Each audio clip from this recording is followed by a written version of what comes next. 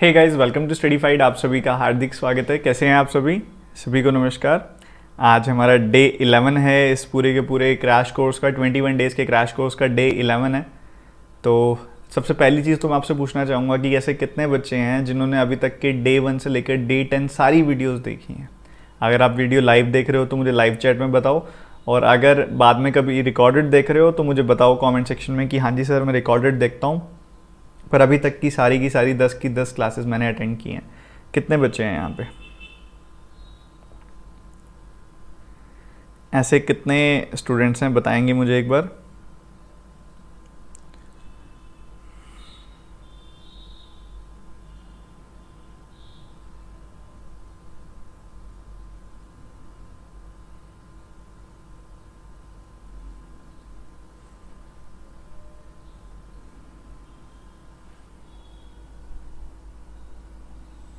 बहुत ही बढ़िया। हम वेट करते हैं सिंगल मिनट सभी स्टूडेंट्स के आने की, फिर शुरुआत करते हैं। जिन्होंने पुरानी कोई भी वीडियो मिस की है आप देखो, आपके लिए प्लेलिस्ट बनाई हुई है इसकी, आप प्लेलिस्ट में जाके देखो स्टडीफाइड में।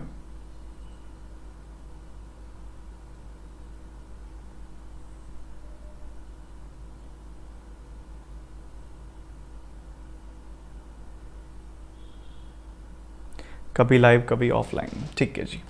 अब बात करते हैं आज हम करेंगे क्या। आज डे 11 है और डे 11 के अंदर अगर आप देखो थोड़ा ध्यान से तो missing number series, 5 missing number series करेंगे सबसे पहले, फिर 5 अरिथमेटिक करेंगे और फिर 5 क्वेश्चंस करेंगे डीआई के। आज हमारा ये काम होने वाला है। तीनों ही चीज़ें आपके आरआरबी पीओ पेपर को ध्यान में रख के सेट की गई हैं, तीनों की तीनों चीज़ें। आज की जो सेशन है उसका लेवल रहेगा प्रीलिम लेवल सेशन, ठीक है। तो सभी के सभी स्टूडेंट्स आई थिंक आ ही गए हैं, सिर्फ 30 सेकेंड्स और वेट करते हैं, फिर आगे बढ़ेंगे। कल एक स्टूडेंट का कमेंट मैंने देखा, आपके बहुत प्यारे प्यारे कमेंट्स आते हैं। सबसे पहले तो थैंक यू करना चाहूँगा मैं आपको, हर एक को रिप्लाई नहीं कर पाता मैं। एक स्टूडेंट का कमेंट देखा कल मैंने, ही सेड कि आपको याद है कल शाम का जो सेशन था मॉक टेस्ट वाला, उसके अंदर मैंने वो एक 217 की जगह 117 लिख दिया था। लाइक कई बार होता है ना कि हम ब्रेन में तो सॉल्व कर देते हैं चीज़ को, वो लिखते समय कुछ मिस हो जाता है। दैट पर्सन सेड, इसको कहते हैं डायरेक्ट रटाफिकेशन। हाथ के नीचे नीचे नोट्स लिखे हुए हैं, बस वहाँ से रटा हुआ है और उसमें से बना रहे हैं। तो ये मेरा एक मन में एक सीधा सा एक जवाब आया कि ज़रा ऐसा बताओ कि ऐसे नोट्स बना के किसने दिए हैं मुझे, ये भी बता दो मुझे कि ऐसे नोट्स बना के किसने दिए हैं जिसमें ऐसे मेथड्स हैं। नए नए बच्चे आते हैं ना कई बार, तो आदत होती है कई बच्चों की कि ऐसे देखना है, कुछ नोक झोंक कुछ मिले, एक छोटी सी चीज़ पूरे सेशन में और वो निकालें बाहर।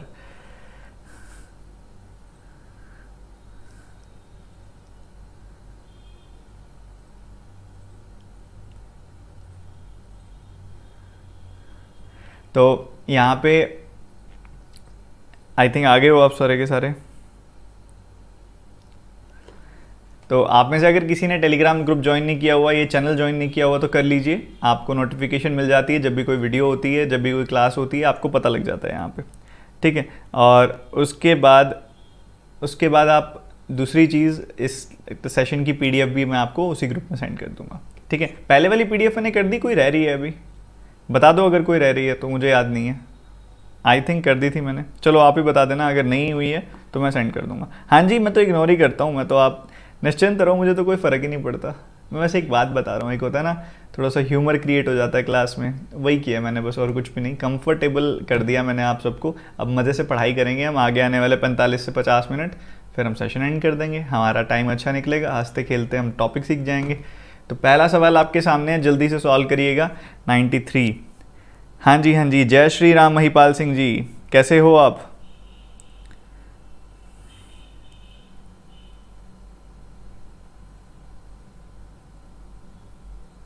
चलो जल्दी बताओ क्या आंसर होगा। पहला सवाल आपके सामने है, देरी ना करते हुए जल्दी सॉल्व करेंगे।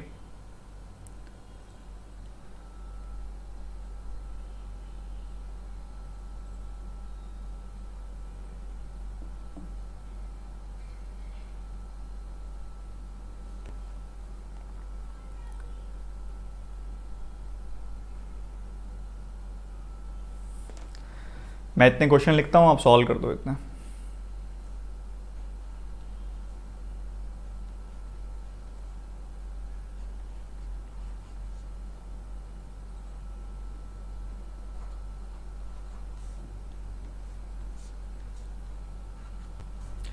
तो यहाँ पे अगर आप गैप नोटिस करो, गैप नोटिस कैसे करेंगे मैं बता देता हूँ आपको। देखो यहाँ पे आप देखोगे तो यहाँ पे 10 + 1 यानी कि 11 का इंक्रीज हो रहा है। यहाँ पे आप देखोगे बच्चों 20 और फिर +2 22 का इंक्रीज हो रहा है। यहाँ पे आप देखोगे 30 + 3 33 का इंक्रीज हो रहा है। तो यहाँ पे चेक करने की जरूरत नहीं है, ऑब्वियसली 44 ही होगा, सीधा आगे 55 ऐड करके आंसर बता दो, 258 आंसर आ गया। ठीक है, जब कंफर्मेशन हो जाए तब आगे चेक मत किया करो। ठीक है, वैसे करना चाहो तो कोई बड़ी बात नहीं है, 41 + 3 44 होगा, बाकी जब कंफर्मेशन हो जाए तो आगे चेक नहीं करना चाहिए। तो 11 22 33 44 55 का गैप है, तो यहाँ पे 258 आएगा। अब आपको लग रहा होगा कि ये आसान सवाल है, पर बच्चों पीओ प्रीलिम में आपको ऐसे सवाल देखने को मिलते हैं जिसके अंदर गैप होता है, और गैप किसी टेबल का गैप होता है, मतलब 13 का टेबल होगा, 14 का टेबल होगा, 19 का टेबल होगा, 11 का टेबल होगा, ऐसे गैप होता है। आपके पेपर में आते हैं ऐसे सवाल। अगला सवाल करेंगे, ये थोड़ा डेसिमल वाला सवाल है, दिखने में थोड़ा अजीब लगता है, देखते हैं आप में से कितने बच्चे बना पाएंगे। Good morning Sesha, good morning, very good Sikandar.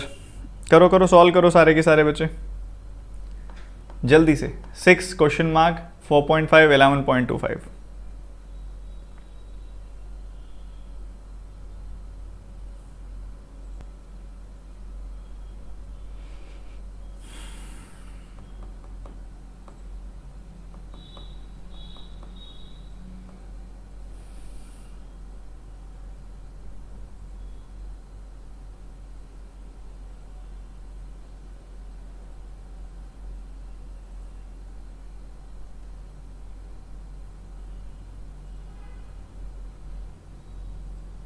बहुत ही बढ़िया, बहुत ही बढ़िया। तो देखो अगर आप ध्यान से समझोगे तो क्या चल रहा है, कैसे चल रहा है देखना। ये नंबर्स हैं 6 क्वेश्चन मार्क 4.5 11.25 39.375। एक तो नंबर में इंक्रीज ज़्यादा हो रहा है, और उसके बाद एक चीज़ और भी आप नोटिस कर रहे हो ना, जब भी ये डेसिमल में ऐसा चेंजेस होते जाए ना कि पहले 0.25 है फिर 0.375 है, ये मल्टीप्लिकेशन तो इंडिकेट कर रहा है, वो भी किसी ऐसे नंबर से जिसमें पीछे 0.5 है, इस टाइप के नंबर से। ठीक है, ये इंडिकेशन होती है जिसका आपने ध्यान रखना होता है। ठीक है, तो ये आपके सामने है, और ये 250 हो गया एक तरह से। 250 में 125 ऐड करेंगे तभी 375 आता है, तो ये भी एक इंडिकेशन है कि इसमें कुछ हाफ वाला ऐड हुआ है। मैंने 0.5 पता है क्यों बोला, 0.5 का मतलब होता है आधा। ठीक है, तो अब जब 250 ये 250 है एक तरह से, इसमें जब इसका आधा ऐड होता है ना तभी 375 आता है, तो ये इंडिकेशन होती है कि मल्टीप्लीकेशन हो रही है और किसी ऐसे नंबर से जिसके पीछे 0.5 है। तो सर ठीक है, चेक कर लेते हैं। ये इसका 3 गुना और 4 गुना के बीच में अगर आप नोटिस करें तो 3 टाइम्स और 4 टाइम्स के बीच में है, तो 3.5 हो सकता है, ये मुझे नहीं पता है या नहीं है, हो सकता है।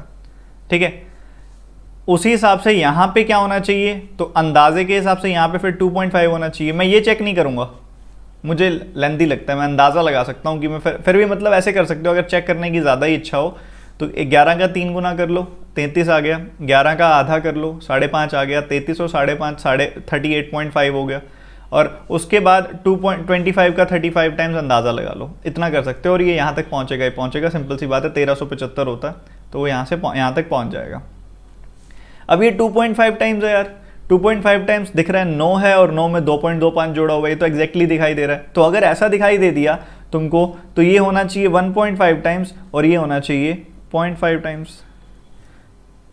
तो यहाँ पे 6 का 0.5 टाइम्स करोगे तो 3 आएगा, 3 का 1.5 टाइम्स करोगे तो 4.5 आएगा। मेरे हिसाब से तुमको ये अंदाजा हो गया कि कैसे देखा जाता है, पहचान कैसे होती है कि ये डेसिमल वाला केस यहाँ पे इंक्लूड करना है। समझ में आया कि नहीं ये बता दो।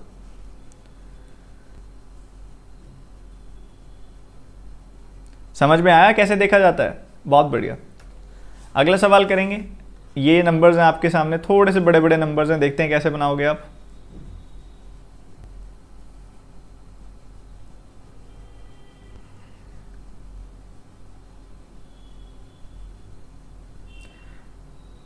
जल्दी से आप एक चीज़ का हमेशा ध्यान रखो।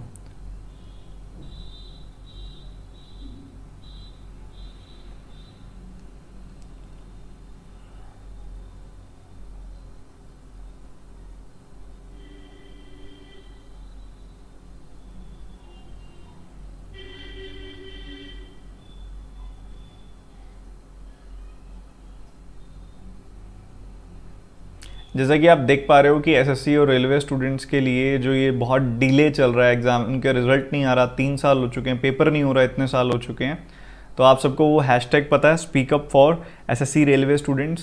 अगर आप इसमें इस हैशटैग को ट्रेंडिंग करो और गवर्नमेंट तक ये बात पहुंचाओ। और आप सभी के सभी स्टूडेंट अगर कहीं एक्टिव हो किसी भी सोशल मीडिया पे, मैं ये नहीं कहूँगा कि आप पहले जाके एक्टिव होइए स्पेशली, पर अगर आप एक्टिव हैं चाहे ट्विटर पे चाहे फेसबुक पे, तो अपने मन की बात रखिए सामने कि हाँ ऐसा ऐसा हुआ या ऐसा ऐसा नहीं होना चाहिए था या किसके साथ हुआ, और उसके साथ इस हैशटैग का इस्तेमाल करें। ये मैं आप सबको कहना चाहूँगा। ये बात जब तक उठेगी नहीं, एक साथ जब तक नहीं होंगे तब तक इसका सॉल्यूशन नहीं मिलेगा। सोच के देखिए उन परिवारों के साथ क्या बीत रही होगी जिन्होंने सारी उम्मीदें अपने घर के एक बेटे पे एक बेटी पे रखी हुई हैं कि हाँ कि कल को ये हमारी फाइनेंशियल कंडीशन को, हमारी स्थिति को बेहतर करेगा, अपने करियर को सेटल करेगा। और वो बच्चा एग्जामिनेशन दे के रिजल्ट की वेट कर रहा है, 18 का रिजल्ट नहीं आया अभी तक, पोस्टिंग नहीं आई, सिलेक्शन अभी तक वहाँ पे ज्वाइनिंग नहीं आई है। रेलवे वाले बच्चे करोड़ों रुपए की, मतलब हज़ारों करोड़ों रुपए की फीस सबमिट हो चुकी है और अभी तक कोई रिस्पॉन्स नहीं आया रेलवे के एग्जामिनेशन का। एक इनिशिएटिव है जो अच्छा इनिशिएटिव है, तो आप सबको मैं कहूँगा कि अगर आप कंट्रीब्यूट करो, अपनी बात पहुँचाओ गवर्नमेंट तक।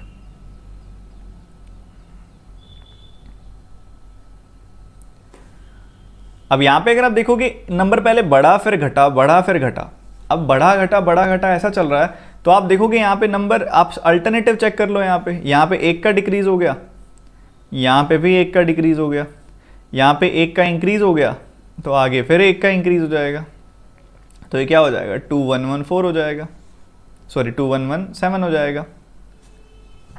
समझ में आया कि नहीं? आप भी जुड़िए सर इस हैशटैग में। मैंने अभी थोड़ी देर पहले अपने जो दिमाग में चल रहा था मैंने लिखा है, उसमें ये हैशटैग यूज़ किया है, आप चेक करें जाकर फेसबुक पे। तो यहाँ पे देखोगे बच्चों -1 हुआ, यहाँ पे -1 हुआ, यहाँ पे +1 हुआ, यहाँ पे +1 हुआ, तो यहाँ पे क्या होगा 2117 होगा। बड़ा सिंपल है, था बहुत ही ज़्यादा सिंपल था ये सवाल। आगे देखते हैं।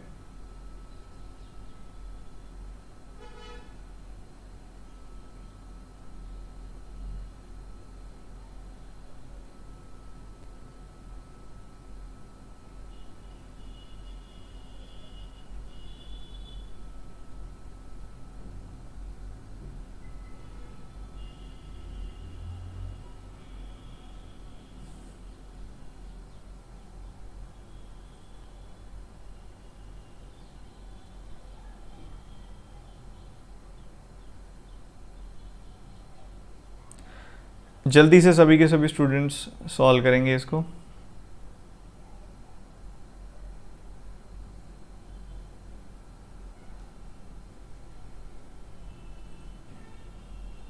अब मैं देख रहा हूँ कि चैट में बातचीत थोड़ी ज़्यादा नहीं हो रही है आपकी। पढ़ाई कीजिए, ज़रूरी है वो। ये बातचीत बंद कर दीजिए। लाइव चैट में ज़्यादा पार्टिसिपेट सिर्फ वही बच्चे करें जो आंसर दे रहे हैं। इसके अलावा जो बातचीत कर रहे हैं मैं उनको ये रिक्वेस्ट करना चाहूँगा कि कोई फ़ायदा नहीं है, अपना पढ़ाई पे ध्यान दीजिए। जो मैंने बात कहनी थी मैंने कहती है। 1289, 1302, 1323, 1352, केवल 4 नंबर्स। इन 4 नंबर्स में से ही निकालना है जो निकालना है हमने।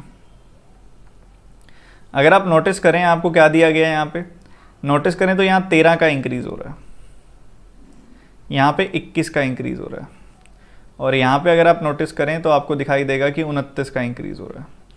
और इसमें अगर आप फर्दर गैप देखते हो कितना है, 8 का गैप है, यहाँ पे भी 8 का गैप है, तो आगे भी 8 का गैप होगा, यानी कि 37 इंक्रीज़ किया जाएगा। 37 आप जैसे ही इंक्रीज़ करेंगे, इसमें 37 जोड़ेंगे तो आपको 1389 मिल जाएगा। 1389 आपका आंसर हो जाएगा इसमें। क्या सभी को समझ में आया? मे बी आपको लग रहा हो कि सीरीज़ आसान है और ऐसा कुछ है, पर नहीं। आप अपने प्रीवियस ईयर पेपर चेक कर सकते हो, उन्हीं को देखकर बनाई गई है। ये आपके पेपर के लेवल की सीरीज़ है, पीओ प्रीलिम के लेवल की सीरीज़ है। अगला सवाल करेंगे जल्दी से।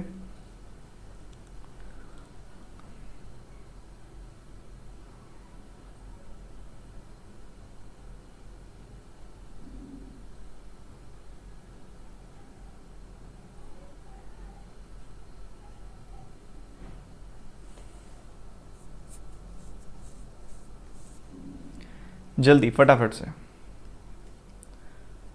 10, 45, 305, 27, 30। क्या चल रहा है देखो, बताओ ज़रा।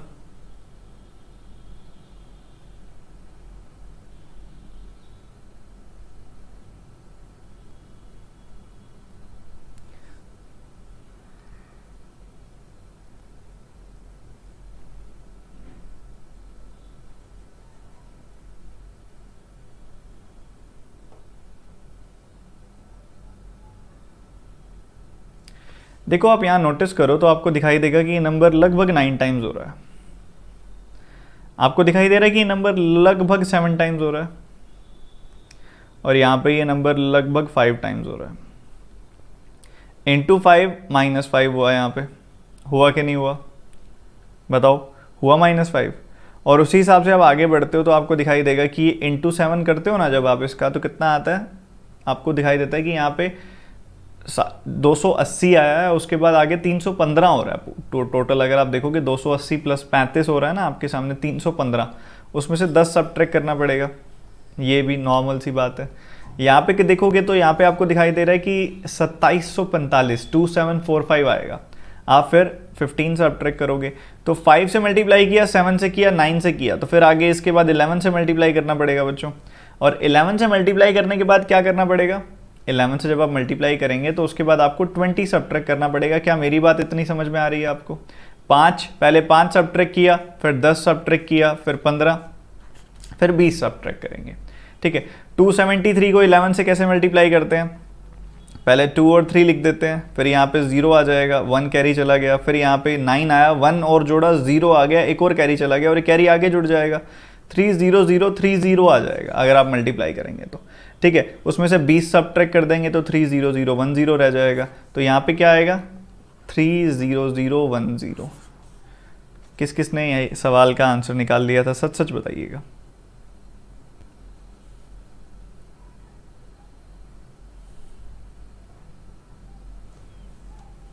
अगला सवाल करते हैं। अगला आपका जो सवाल है वो अरिथमेटिक का सवाल है, जल्दी से सॉल्व करके बताएंगे क्या आंसर है।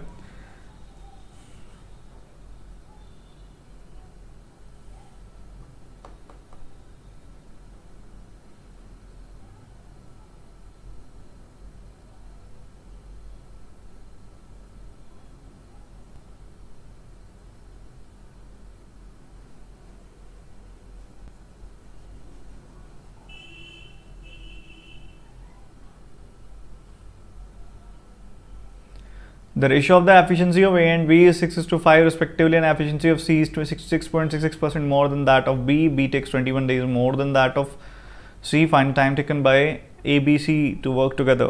कितना समय लेंगे? जल्दी से बताइए, देरी मत करिए, बहुत आसान सवाल है।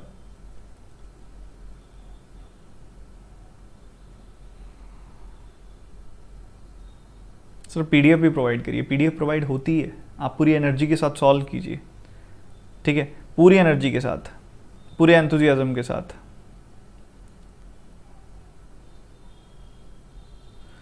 अलग अलग आंसर्स आ रहे हैं, देखो ध्यान से क्या है क्या नहीं है।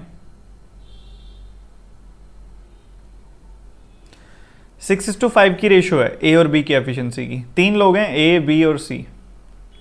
ए और बी की एफिशिएंसी की रेशियो है 6:5 सॉरी 6:5 की रेशियो है। कह रहा है सी की एफिशिएंसी 66.66% ज़्यादा है ए से।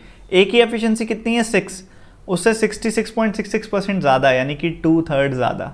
2/3 ज़्यादा मतलब 4 ज़्यादा। मतलब यहाँ पे बात हो रही है इस हिसाब से कि यहाँ पे जो रेशियो है वो कितनी है? यहाँ पे ये 10 यूनिट्स काम कर रहा है।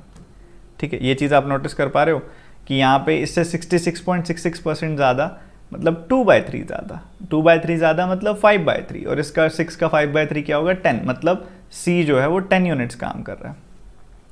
अब यहाँ पे ज़रा बी और सी को देखो आप। बी और सी की आपस में क्या रेशियो है? बी और सी की आपस में रेशियो होगी 5:10, जो कि होगी 1:2। क्या मेरी बात देख पा रहे हो आप? 1:10 यहाँ पे जो रेशियो 1:2 रेशियो होगी इनकी एफिशिएंसी की।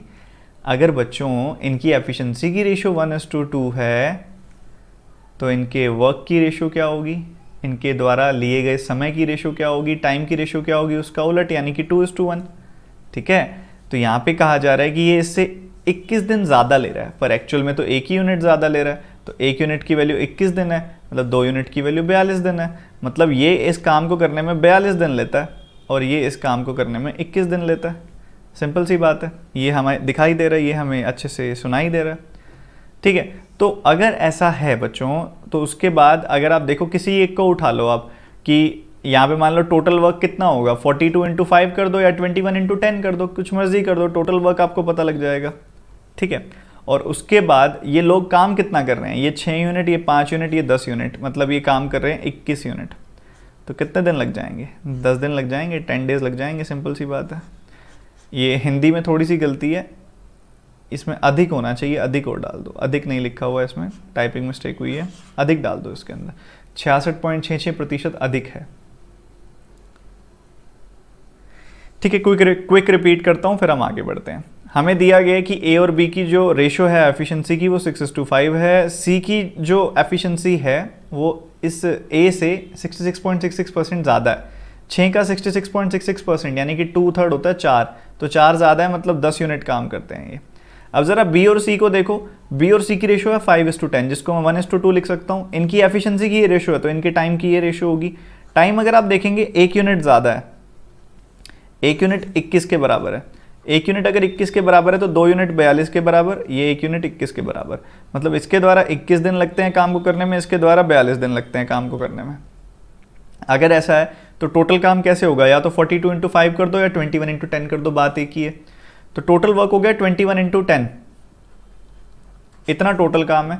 अब ये तीनों मिलकर करेंगे, ये 6 यूनिट करते हैं, ये 5 यूनिट, ये 10 यूनिट, तो तीनों मिलकर करेंगे 21 यूनिट। तो कितने दिन लग जाएंगे, 10 दिन लग जाएंगे कि नहीं लगेंगे, 10 डेज आंसर आएगा कि नहीं आएगा। अगला सवाल करेंगे, 52 कार्ड्स हैं, what is the probability of drawing 1 king and 1 queen और 2 स्पेड कार्ड्स। बड़ा प्यारा सवाल है ये, तो जल्दी से देखें, समझें और बताएं।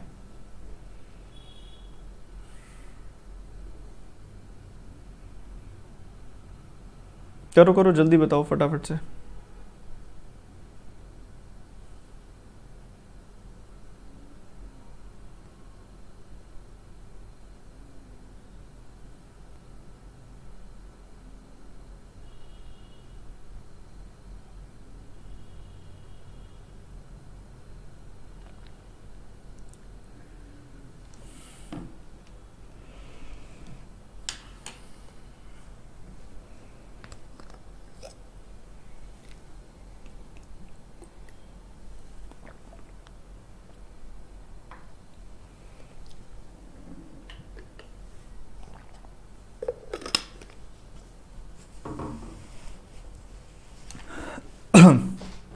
देखो, हमें दिखाई दे रहा है कि 52 पत्तों में से 2 कार्ड निकाले जा रहे हैं, या तो वो किंग एंड क्वीन हो या फिर दोनों स्पेड कार्ड हो। इसकी प्रोबेबिलिटी बतानी है हमने। काफ़ी बच्चे अब घबरा गए होंगे देख के, सर ये रहने दो, ये नहीं होता।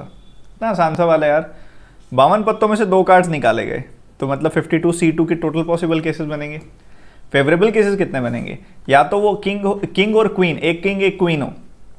किंग होने की क्या प्रोबेबिलिटी, 4 किंग होते हैं, उसमें से एक हो तो 4C1, और दूसरे वाली क्वीन हो तो 4C1, वो भी 4 में से एक, क्वीन भी 4 ही होती है, उसमें से एक होना चाहिए। या और दोनों के दोनों स्पेड कार्ड्स हो, यानी कि 13C2, 13 स्पेड कार्ड्स होते हैं तो 13C2 हो गया। इसको सॉल्व कर लेना, आंसर मिल जाएगा। कर लोगे या करके दिखाऊं? चलो दिखाई देता हूँ। 4C1 क्या होता है, 4 होता है, 4 इंटू 4 हो गया। 13C2 क्या होता है, 13 इंटू 12/2 इंटू 1, यही होता है। तो ये कितना हो जाएगा, 6 हो जाएगा। तो ये हो गया 78 + 16। अगर आप देखोगे तो यहाँ पे क्या मिल गया आपको, 78 + 16 मिल गया आपको इधर। ठीक है, और उसी हिसाब से आप फर्दर भी सॉल्व कर सकते हो इसको। ठीक है, तो आप इसको सॉल्व करोगे कितना आ जाएगा आपको, 94 मिल जाएगा।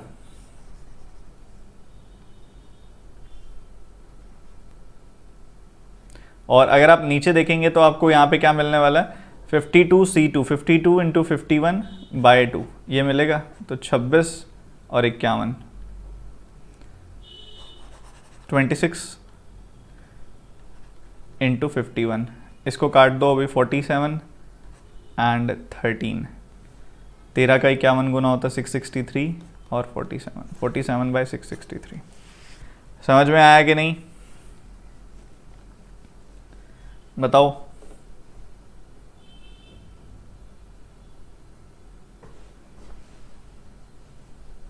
समझे? तो ये ऐसे अलग अलग पॉसिबिलिटीज़ के हिसाब से लेके चलना होता है आपने। एक बार मैं बता देता हूँ कि मैंने क्या क्या किया हाईलाइट करके। ये देखो, इसने कहा है कि या तो एक किंग हो और एक क्वीन हो, एक किंग एक क्वीन हो, 4 किंग होते हैं उसमें से एक किंग हो तो 4c1, 4 क्वीन होती हैं उसमें से एक क्वीन हो तो 4c1, और या बोला हुआ है और बोला हुआ है, और का मतलब यहाँ पे आपने प्लस साइन लगा दिया। 13c2 क्यों लिखा? क्योंकि 13 स्पेड कार्ड होते हैं उसमें से 2 होने चाहिए, तो 13c2। और टोटल पत्ते कितने होते हैं? 52, उसमें से 2 निकाले गए हैं तो 13c2, 452c2। इसको सिंप्लीफाई किया, आपको मिल गया 47/63, 663। इस तरह से करना था इसको। अगला सवाल करेंगे। एक ट्रेन जा रही है कांस्टेंट स्पीड से। देखो, जिसको बिल्कुल भी नहीं आता है टॉपिक, उसको ये वाला समझ आना तो बहुत मुश्किल है। आपको अगर कॉम्बिनेशन नहीं पता क्या होता है, how to select out of n distinct articles, when you select r distinct articles from n distinct articles, अगर आपको वो नहीं पता, आपको प्रोबेबिलिटी नहीं पता क्या होती है, तो फिर ये वाला सवाल बेसिक ही नहीं पता ना बिल्कुल, क्योंकि ये एक ऐसा टॉपिक है जो बाकी सब टॉपिक से हटके है। मतलब जैसे मान लो टाइम स्पीड एंड डिस्टेंस है, वो बिना पढ़े भी समझ आने की पॉसिबिलिटी रहती है, पर प्रोबेबिलिटी बिना पढ़े समझ में नहीं आता है। तो अगर आपको बिल्कुल भी नहीं आता तो फिर समझ नहीं आएगा ये टॉपिक, आपको पढ़ना पड़ेगा बिल्कुल बेसिक से। विदाउट सी नहीं कर सकते उस सवाल को, लेंदी हो जाएगा काफ़ी ज़्यादा। जब 2 आर्टिकल्स निकाले जाते हैं ना, एक से ज़्यादा आर्टिकल जब भी निकाले जाते हैं, तब विदाउट सी नहीं बनाना, बहुत ज़्यादा केसेस बन जाते हैं उसके अंदर, फिर कोई फ़ायदा नहीं है उसका।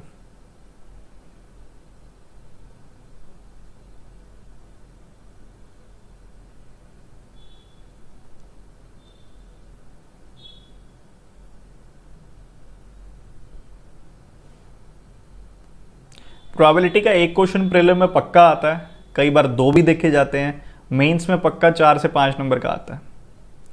1-2 बार तो प्रोबेबिलिटी पर DI भी आई हुई है।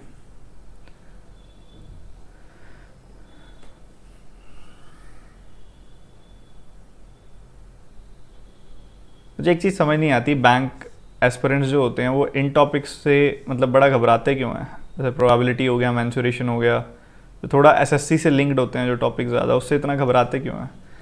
अभी तो पहले ही टेंशन हो गई है, कहीं CET आ जाए तो कहीं ट्रिग्नो अलजेब्रा ना पढ़ना पड़ जाए। क्यों भाई?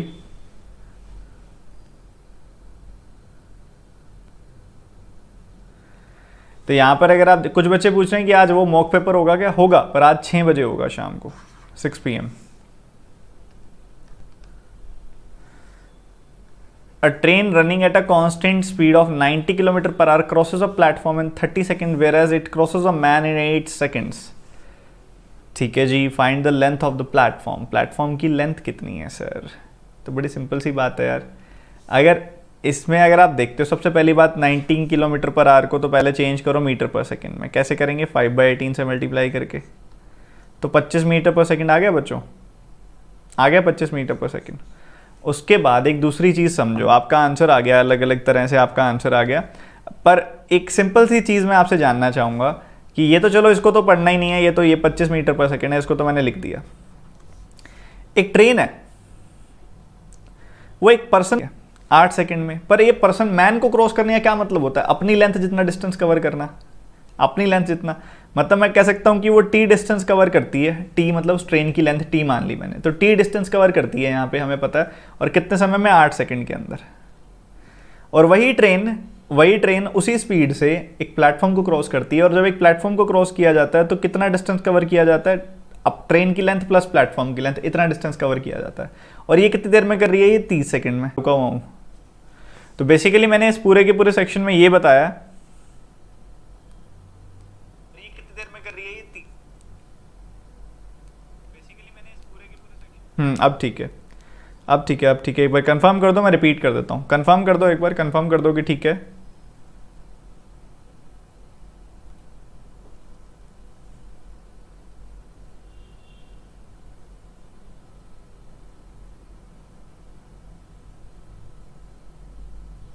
बताओ बताओ।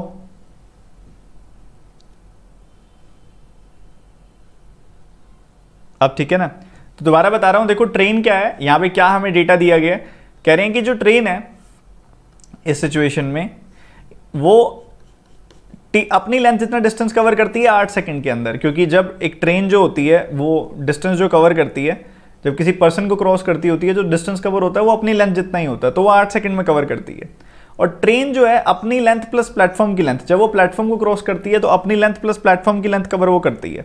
तो उसके लिए उसको 30 सेकंड लग रहे हैं। तो ऑब्वियस सी बात है अपनी लेंथ कवर करने में तो उसको 8 सेकंड लगे होंगे, प्लेटफॉर्म की लेंथ कवर करने में उसको 22 सेकंड लगे हैं। तो इस पूरे सवाल में ना आपने कुछ भी नहीं करना था, इस पूरे के पूरे सवाल में आपने यही देखना था बस कि स्पीड जो है, स्पीड है यहाँ पे 25 मीटर पर सेकंड जो हमने चेंज करके निकाली, और 30 सेकंड लग रहे हैं अगर प्लेटफॉर्म को कवर करने में, तो उसमें से 8 सेकंड तो खुद की लेंथ कवर करने में है, तो प्लेटफॉर्म को कवर करने में 22 सेकंड लग रहे हैं। 22 सेकंड लग रहे हैं 25 की स्पीड से, तो कुल मिला के 550 मीटर कवर, 550 मीटर कवर हो रहा है। बस इस चीज़ का ध्यान रखना था और कुछ भी नहीं। एक सिंपल इंटरेस्ट का सवाल है, बड़ा प्यारा सा, जल्दी सॉल्व करेंगे।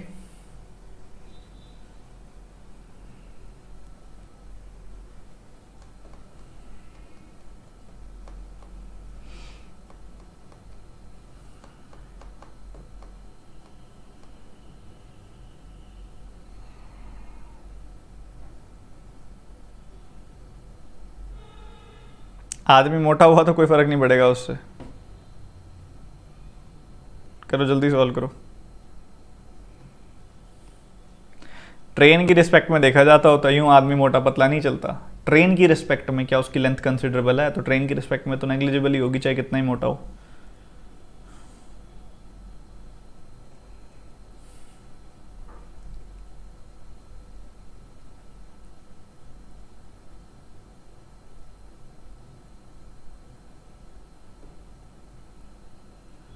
बताओ यार जल्दी बताओ।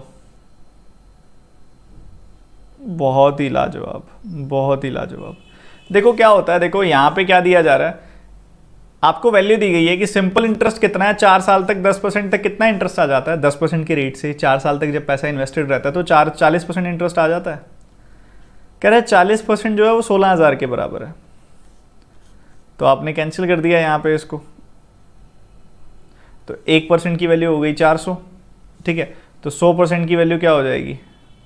40,000। तो हमें ये पता है कि प्रिंसिपल तो भैया 40,000 है, कोई दिक्कत वाली बात नहीं है, प्रिंसिपल तो 40,000 है। अब 10% के रेट पे पैसा इन्वेस्टेड रहेगा, 10% के रेट से पैसा इन्वेस्टेड रहेगा तो कितना कितना इंटरेस्ट आ जाएगा? पहले साल 10 से 11, दूसरे साल 10 से 11, तीसरे साल 10 से 11, चौथे साल 10 से 11। इधर कितनी वैल्यू हो जाएगी? वर्टिकली मल्टीप्लाई कर दें तो कितनी वैल्यू हो जाएगी? 10,000। इधर वर्टिकली मल्टीप्लाई कर दें तो कितनी वैल्यू हो जाएगी? 14641। कितना इंक्रीज आ जाएगा? 4641 का। अब बात आती है कि एक यूनिट की वैल्यू कितनी आएगी। अब 10,000 यूनिट की वैल्यू है 40,000, तो एक यूनिट की वैल्यू है 4, तो 4641 की वैल्यू आ जाएगी 4641 इंटू 4। 4 का 4 गुना 16,000, 6 का 4 गुना 600 का 4 गुना 2400, और 41 का 4 गुना 164। तो ये आप जोड़ देंगे 18564 आपका आंसर आ जाएगा, ठीक है। तो ये इस तरह से किया जाता है, समझ में आया? तो एक बार मैं दोबारा बता देता हूँ इसको दूसरे तरीके से, जिसको बच्चों को ये वाला सक्सेसिव नहीं आता ना, वो ऐसे देख लो कि आपका प्रिंसिपल आ गया 40,000, प्रिंसिपल 40,000 आ गया, तो पहले साल वैल्यू 10% से बढ़ेगी तो कितनी हो जाएगी? 11/10। दूसरे साल वैल्यू 10% से बढ़ेगी तो कितनी हो जाएगी? 11/10। तीसरे साल वैल्यू 10% से बढ़ेगी, इतनी हो जाएगी। चौथे साल वैल्यू 10% से बढ़ेगी, इतनी हो जाएगी। तो इससे आप अमाउंट निकाल लोगे कितना आ गया। अमाउंट निकाल लेने के बाद फिर आपको इंटरेस्ट निकालना पड़ेगा। 40,000 में से आपको ये वैल्यू सब्ट्रैक्ट करके देखनी पड़ेगी, ठीक है, और कुछ भी नहीं। सर 11 नहीं दिया हो तो 11 ना दिया हो का क्या मतलब है? 11 हमने थोड़ी ना बनाया है, वो तो 10% से आया है कि 10 से 11, 10 से 11, 10 से 11, 10 से 11। तो 4 साल के बाद प्रिंसिपल और अमाउंट की क्या रेशो हो जाएगी? प्रिंसिपल एंड अमाउंट की क्या रेशो हो जाएगी? ये वर्टिकली मल्टीप्लाई किया 10,000 आ गया, ये वर्टिकली मल्टीप्लाई किया 14641 आ गया। तो टोटल इंटरेस्ट कितना आया? 4641 का। तो 10,000 यूनिट की वैल्यू अगर 40,000 रुपये है तो एक यूनिट की वैल्यू आ गई 4 रुपये। तो 4641 की वैल्यू आ गई 4641 इंटू 4। अब वो कैसे करेंगे? आप ऐसे मल्टीप्लाई कर दो भाई कि 4 का 4 गुना 16,000 हो गया, 600 का 4 गुना 2400 हो गया, 41 का 4 गुना 164 हो गया। तो ये आ गया 18564, 18564 हमारा आंसर आ गया।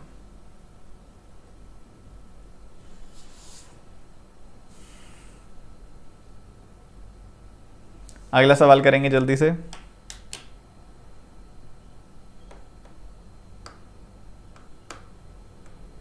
सर 1+8 मोबाइल है सर आपका? नहीं यार, मुझे बिना बात के लायबिलिटीज़ में खर्चा करने का कोई शौक नहीं है। हर हर हर चीज़ की ना अपनी एक ज़रूरत होती है, और जब हम उस ज़रूरत से ऊपर उठने की कोशिश करते हैं ना, तो वो ज़रूरत नहीं, सिर्फ शो ऑफ रह जाता है।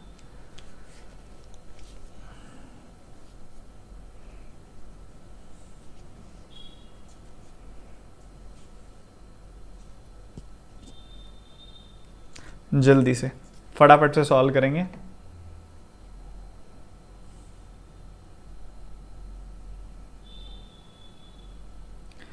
A fruit seller sells kiwi at the rate of this. If decrease the selling price by this, is the profit this.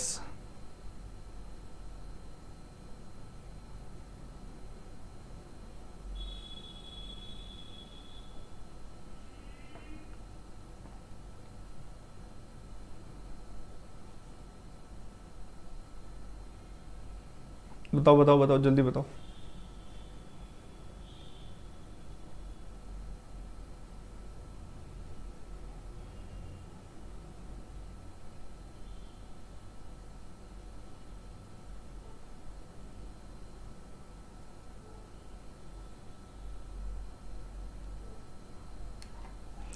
देखो क्या रहता है, हमको बस बेसिक सी अंडरस्टैंडिंग होनी चाहिए कि आप दुकानदार की जगह पे आके सोचो कि पहले वो 22% प्रॉफिट कमाता था, अब उसने अपना सेलिंग प्राइस 1.8 से कम कर दिया, तो उसका प्रॉफिट 16% हो गया। तो भैया जितना सेलिंग प्राइस कम करेगा उतना ही प्रॉफिट कम होगा, क्योंकि प्रॉफिट तो उसी से लिंक करता है।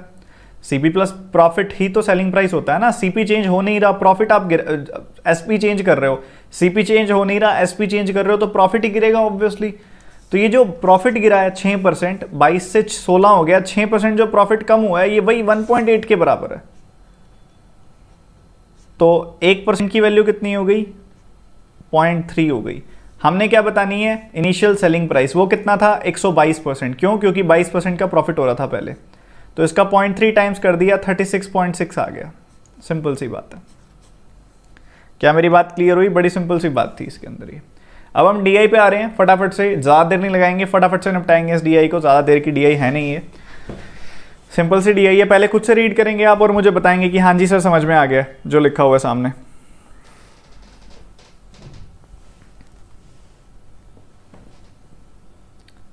जल्दी से फटाफट से रीड करो और बताओ कि हाँ जी सर समझ में आ गया।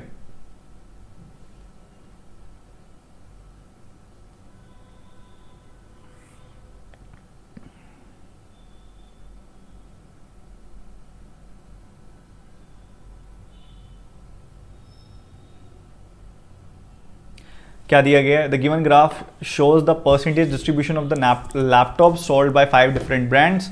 Total number of 8th and 10th generation laptops are 2500। तो ये जो दिया गया बच्चों, जैसे पाई चार्ट में तुमको परसेंटेज डिस्ट्रीब्यूशन दिया जाता है ना, वैसे ही ये बार ग्राफ में परसेंटेज डिस्ट्रीब्यूशन दिया गया। बात एक ही है, दोनों बातों में कोई फर्क नहीं है। ये 2500 का परसेंटेज डिस्ट्रीब्यूशन है, ठीक है, यहाँ पे जो दिया गया। ये जो सारे के सारे लैपटॉप्स हैं, इनको फर्दर 2 कैटेगरीज में बांटा गया। जैसे तुमने देखा होगा तुम्हारे पेपर में एक में टाइप आती है डीआई की, जिसमें सिटी की पॉपुलेशन दी होती है और फिर मेल फीमेल की रेशो दी होती है कि 5 सिटीज़ हैं, इनकी टोटल पॉपुलेशन ये है, फिर मेल फीमेल की ये रेशो है। तुमको ऐसा दिया होता है तुम्हारे पेपर में, ये बिल्कुल सेम टाइप है। इसमें ये सारे के सारे लैपटॉप्स हैं, बस टोटल लैपटॉप्स हैं 2500, और दिया गया यहाँ पे कि 8th और 10th जनरेशन, 2 ही तरह के लैपटॉप्स हैं ये, या तो 8th जनरेशन का है या 10th जनरेशन का है। तो इनकी रेशो आपस में दी गई है कितनी कितनी है यहाँ पे, ठीक है। तो देरी ना करते हुए शुरुआत करते हैं। पहला सवाल, what is the ratio of the 8th generation laptops of Dell to the 10th generation laptops of Apple. जल्दी करेंगे, देर नहीं लगाएंगे, बहुत कम समय रह गया हमारे पास।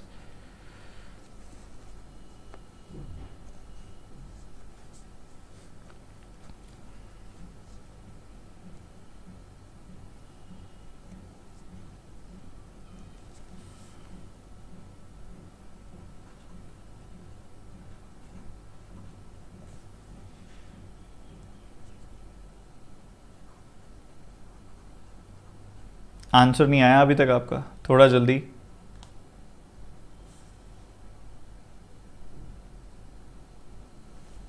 बहुत सही। देखो डेल के लैपटॉप्स हैं कितने टोटल? 20%।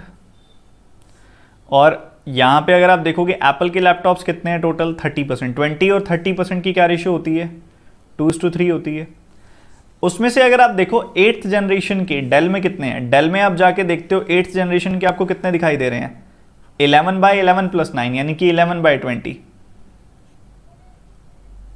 और अगर आप जाके देखते हो एप्पल के अंदर, तो एप्पल में आपको कितने लैपटॉप्स दिखाई दे रहे हैं 10th जनरेशन के? 7/8+7 यानी कि 7/15।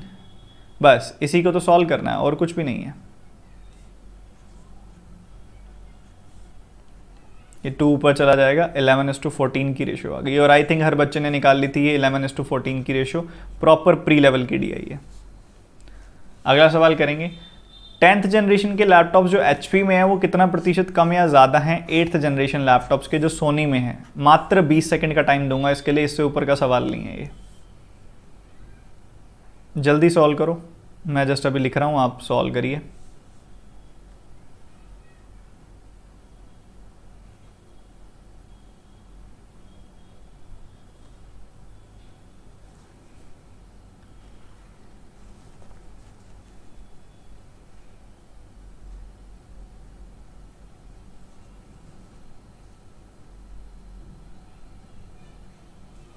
बहुत ही सही। देखो अलग अलग तरह के आंसर्स आ रहे हैं जो कि उम्मीद नहीं थी, सेम ही आंसर आने चाहिए थे। सबसे पहली चीज़ आप देखोगे तो HP की और सोनी की बात हो रही है। HP और सोनी में 15% और 10% की रेशियो हमें दी गई है, मतलब इनकी आपस में रेशियो है 15 और 10 यानी कि 3:2 की। अगर आप HP में देखते हो 10th जनरेशन, HP में अगर 10th जनरेशन देखी जाए तो 12 और ओवर कितना आएगा? 12 डिवाइडेड बाय 13 + 12 यानी कि 25, 12/25 10th जनरेशन। और अगर 8th जनरेशन सोनी में देखा जाए, सोनी में अगर आप 8th जनरेशन देखते हो तो 3/2 + 5, तो 3/2 + 5 यानी कि 3/2 + 3 यानी कि 3/5 आ जाएगा। ये हर बच्चे ने देख लिया होगा, कोई बड़ी बात नहीं है इसमें। तो 3 से 3 कैंसिल कर दिया आपने, 2 से 6 को कैंसिल कर दिया आपने, 5 से इसको कैंसिल कर दिया आपने, तो 6:5 की रेशियो आ गई। ये 5 ऊपर चला जाएगा। तो हमसे पूछा गया है कि जो ये 6 है वो 5 से कितना प्रतिशत ज़्यादा है? तो 6 5 से 1 ज़्यादा है, और 1 5 का कितना प्रतिशत होता है? 20% होता है, 20%, 20% होता है। आई थिंक हर एक को क्लियर हो गई होगी बात, सबको क्लियर हो गई होगी बात। बड़ी सिंपल सी बात बोली गई है। रेशियो निकाली, कैंसिल करी और उस हिसाब से परसेंटेज निकाल दिया। Difference between the number of 10th generation laptops of Sony, Asus together and the number of 8th generation laptops of Asus, जल्दी से बताएंगे फटाफट से।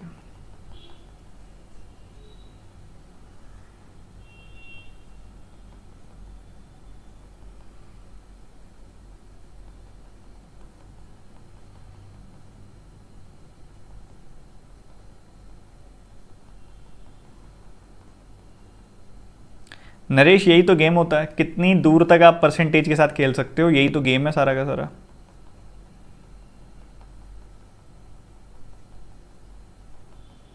चलो देखो ध्यान से, सोनी के 10th जनरेशन लैपटॉप्स, सोनी में कुल मिला के हैं 10% लैपटॉप्स, और उसमें अगर आप देखोगे 3:2 यानी कि 6% और 4% है। हमने क्या बताना है? 10th जनरेशन यानी कि 4%। उसके बाद Asus की बात करते हैं। Asus में 10th जनरेशन कितने हैं? Asus में देखोगे 25% हैं टोटल लैपटॉप्स, 12 और 13 के अनुपात में उनको बांटोगे तो 12% और 13% आ जाएंगे, तो 13% है यहाँ पे 10th जनरेशन। और उसके बाद आप आगे बढ़ोगे, 8th जनरेशन कितने हैं? 12%। इनके बीच का डिफरेंस बताना है आपने, इनके बीच का डिफरेंस निकालोगे 5% आ गया। 5% किसका होगा? जो शुरू में आपको वैल्यू दी गई है 2500 उसका, और 5% 2500 का क्या होता है? 125 होता है। और बच्चे कहेंगे सर 2500 कहाँ से आया? तो मैंने कहा भूल गए, शुरू में ही बताया था कि टोटल लैपटॉप्स 2500 हैं। ठीक है, तो आपको अब मैं 2 सवाल दे रहा हूँ घर से करने के लिए, जो आपका होमवर्क है। मुझे चाहिए ये कमेंट सेक्शन में इनके आंसर्स। एक तो एवरेज बतानी है आपने इन तीनों की, और 10th जनरेशन का जो ये परसेंटेज रिलेशन पूछा गया ये आपने बताना है। ये आपका होमवर्क है, आपने मुझे इसको कमेंट सेक्शन में बताना है। ये PDF जो मैं इस क्लास की है वो मैं अभी टेलीग्राम ग्रुप में अपलोड कर दूंगा स्टडीफाइड में। और जितने भी बच्चे अनअकैडमी प्लस वाले हैं अभी 11:30 बजे टाइम से पहुंच जाएं। आपकी क्लास है अभी 11:30 बजे, क्वांटम बैच की परसेंटेज की नेक्स्ट क्लास है आपकी आज। बाकी जो बच्चे प्लान कर रहे हैं अनअकैडमी प्लस को ज्वाइन करने का, बच्चों अभी अरिथमेटिक स्टार्ट की है मैंने इसके अंदर आपके IBPS P और क्लर्क एग्जामिनेशन के लिए। सॉलिड तैयारी करनी है, बिल्कुल बेसिक से हाई लेवल, अच्छे मेथड्स को तैयार करना है बेसिक से हाई लेवल तक, तो आ सकते हो, सब्सक्राइब कर सकते हो। ठीक है, एक बैच जो अभी 3-4 दिन में लॉन्च हो रहा है आपका 5 सितंबर को। वो ये बैच है, DI का बैच है ये, बेसिक से हाई लेवल। ये भी अभी आपका लॉन्च होगा, तो इसके लिए भी रेडी रहिए, तैयार रहिए। तो क्या होता है अनअकैडमी प्लस पे एक सब्सक्रिप्शन लेने भर से आपको जितने भी बैचेस हैं सारों की अनलिमिटेड एक्सेस मिल जाती है, चाहे मेरे बैच हो चाहे किसी की भी टीचर के बैच हो। मतलब एक सिंगल फीस पे करो और अनलिमिटेड एक्सेस ले लो, जितनी मर्जी आप कोर्सेज देखो, जितने मर्जी मॉक टेस्ट दो, जितने मर्जी लोगों की क्लासेस अटेंड करो। ये अनअकैडमी प्लस पर ऐसा होता है। तो आप सब्सक्राइब कर सकते हैं बहुत इजीली। आप जस्ट ऐप पे जाइए, वेबसाइट पे जाइए, वहाँ पे सर्च कीजिए बैंक एग्जाम और सब्सक्राइब कीजिए उसमें जाके। आपको अगर ये फीस ज़्यादा लगती है, नहीं लगती तो यही पे कर सकते हैं आप। अगर ज़्यादा लगती है तो आप 10% का डिस्काउंट लेने के लिए, मतलब जैसे 6000 फीस है तो 600 का डिस्काउंट लेने के लिए TT10 कोड का इस्तेमाल कर सकते हैं, ठीक है। और सबसे बेस्ट रहती है 12 महीने की सब्सक्रिप्शन, तो वो लीजिएगा आप। तो सेशन यहीं पे एंड करते हैं बच्चों, ठीक है। उसके बाद मुलाकात करते हैं नेक्स्ट क्लास में। प्लस वाले बच्चे तो अभी 11:30 बजे आ जाओ, और बाकी जो फ्री क्लासेस अटेंड करते हैं, आज आपको शाम के 4 बजे एक फ्री क्लास भी है, ठीक है। So goodbye, take care and God bless you.